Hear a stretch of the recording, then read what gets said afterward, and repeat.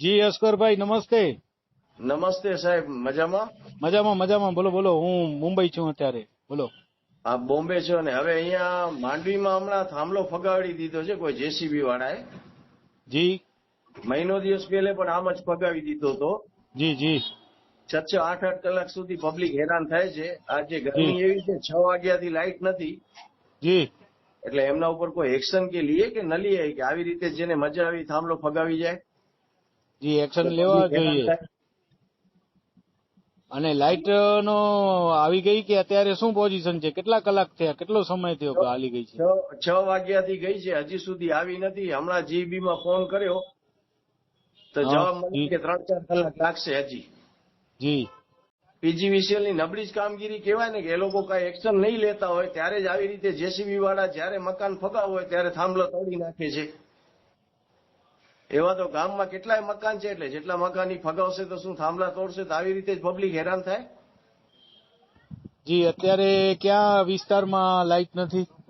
અત્યારે આઝાદ ચોક થી લઈને આ આપણે કંસારા બજાર ને અમારે અહીંયા દેરાસર કને ને ગુંગાબેરા નિશાળ કને આખો પટ્ટો લાઇટ નથી, બધી બંધ કરી છે લાઇટ. 6 વાગ્યાથી નથી. જી ઘટના જે થાંભલો પડી ગયો છે એ કેટલા વાગે બની છે? એ 6 વાગે બની હશે. 6 વાગ્યાથી લાઇટ ડાઉન છે, ઉડાડી નાખી છે લાઇટ.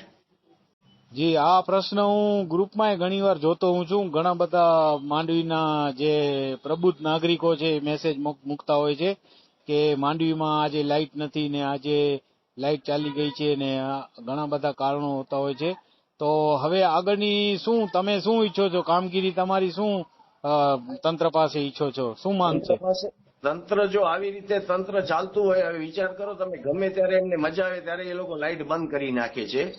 જી જ્યારે મજા આવે ત્યારે લાઇટ બંધ કરી નાખે. ઓમ કહે છે કે કામગીરી અમે ઓની આપણે કરીએ છીએ, ફોન કરીએ તો ફોન ઉપાડતા નથી. જી હવે શું છે, અમારે મજબૂરી શું એમની સામે ધરણા ઉપર બેસવું પડે ત્યારે અંત આવશે કે શું કરવો પડે એમ. જી ચોક્કસ તમારો હું અવાજ તંત્ર અને સરકાર સુધી ચોક્કસ પહોંચાડીશ. આપનો આભાર જો આટલું કરો આપ તો. જી ચોક્કસ. પછી એવો ન થાય કે અમારે પછી ઉપવાસ ઉપર બેસવું પડે. જી ધન્યવાદ કચ્છ ભૂમિ ચેનલ સાથે વાત કરવા બદલ. Okay okay sir.